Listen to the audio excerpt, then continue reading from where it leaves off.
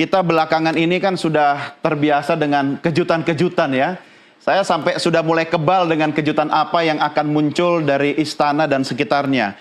Kalau saya baca transkripnya Pak Zul yang ngobrol dengan Pak Jokowi nih, Mas Fadli juga pasti sudah membaca kan, terkait tentang batas usia yang mungkin bisa jadi penghalang Kaisang untuk maju. Tapi Pak Zul bilang sekarang sudah boleh Pak digugat. Lalu jawaban Pak Jokowi, jangan Pak Zul, kira-kira itu kata Pak Jokowi. Nah ini maksudnya jangan maju atau jangan apa, karena Kaisang pun katanya punya versinya sendiri. Kira-kira membaca ini menjelang bulan Agustus yang katanya Kaisang akan ada kejutan, Mas Fadli melihatnya seperti apa Mas?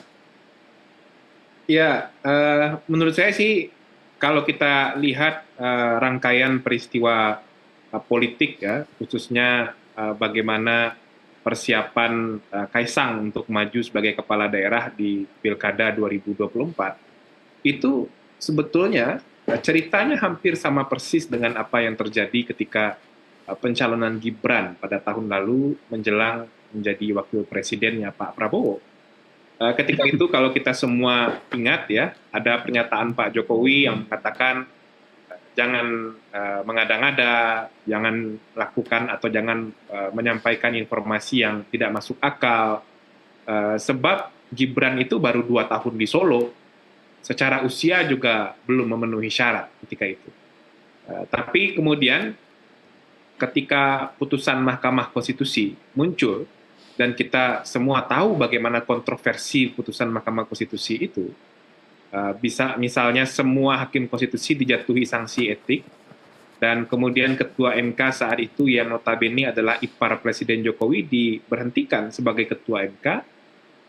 Pernyataan Pak Jokowi atau kemudian pernyataan orang-orang di sekeliling Pak Jokowi berubah.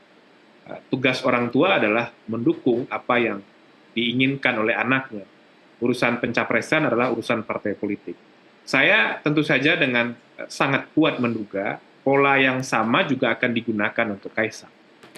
Mas Gun-Gun nanti mungkin bisa menyampaikan secara lebih baik ya soal bagaimana momentum-momentum dan timeline strategi komunikasi yang disampaikan oleh Kaisang, oleh Pak Jokowi, dan oleh Gibran. Ini peristiwa hampir mirip. Nah, peristiwa Kaisang ini misalnya bahkan menurut saya jauh lebih buruk ya.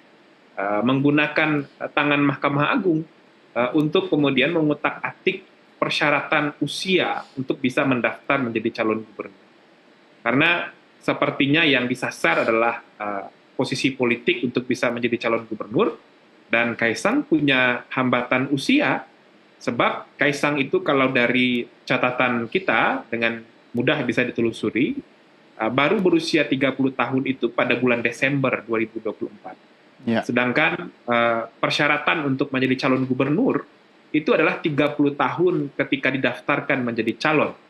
Karena yang ada di dalam Undang-Undang Pilkada itu ketentuannya adalah syarat usia untuk didaftarkan menjadi calon.